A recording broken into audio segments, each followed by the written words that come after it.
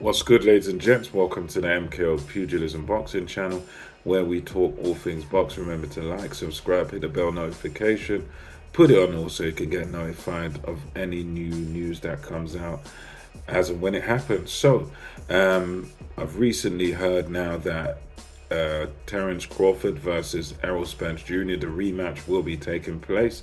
There is no date, but there was the option there for Errol Spence Jr. to take the fight again, to actually have a rematch. There's a rematch clause in there. I think it was a two-way rematch clause. So I'm sure Errol Spence Jr. will be looking to have the fight at 154, light middle or super welter, depending on where you are and what you call it. So the rematch clause has been triggered. In terms of how I think that fight goes, I really can't see anything other than a Terrence Crawford victory by stoppage once again. I think there may be some slight adjustments that Errol Spence Jr. can make, but I just don't see him being able to do much different. I mean, Crawford is a guy that adjusts so well in the ring, and as I said in previous videos about him, he reads the movements of fighters. He's able to sort of study you and analyze you while you're in the ring, and he makes great in-ring adjustments round by round. So in this one, I think he will probably stop Errol Spence Jr. earlier. I see this being a first side, first, I guess maybe four to six. I would say somewhere, but no way does it go past 6 rounds for me, in my view. I think the weight might help Errol Spence Jr. a little bit if it does happen at 154, but I just think the beating that he took was a serious beating, and for whether or not he's gotten over that, I don't know.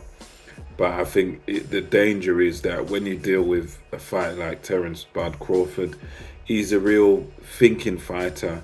He's a very smart fighter in that ring. So he will have learned, they would have studied Spence before.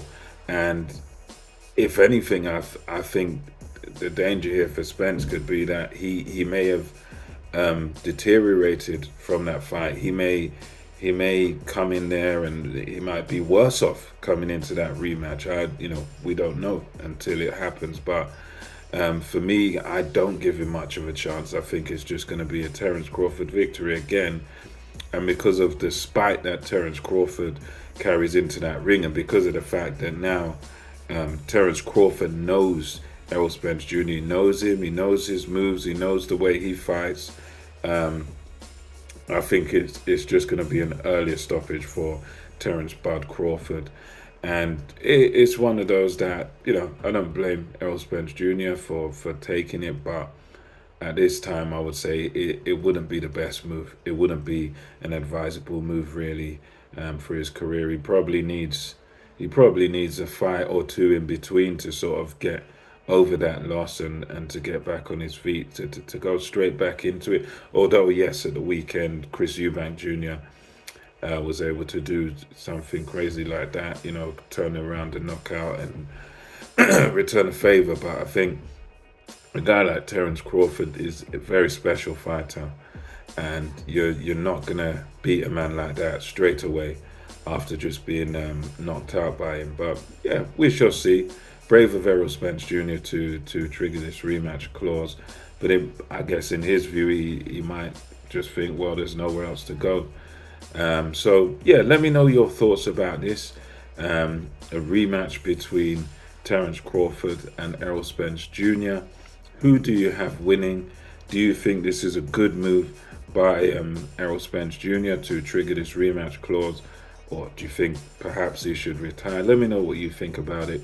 What happens in Spence versus Crawford in the rematch? What happens in that fight? Because it really has been triggered. And until next time, it's MKO Pugilism over and out.